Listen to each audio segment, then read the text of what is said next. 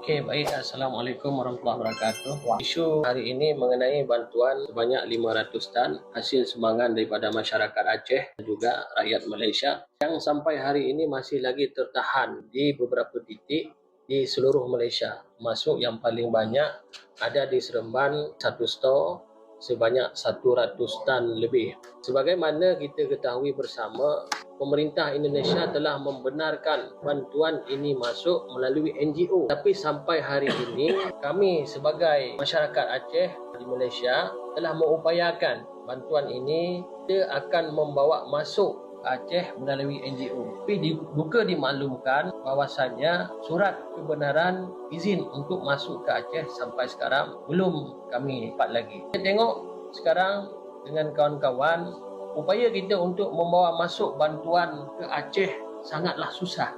Dah macam kita mau bawa masuk bantuan ke Palestin. Kalau kita bawa masuk bantuan ke Palestin, tentera Israel akan menghadang. Ni kita mau masuk bantuan ke Aceh hampir-hampir sama.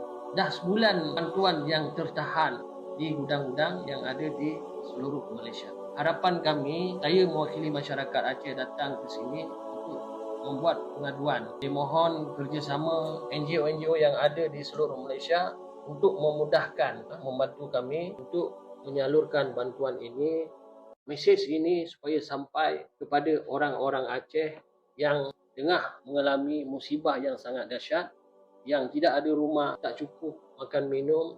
Itu saja yang kami harapkan.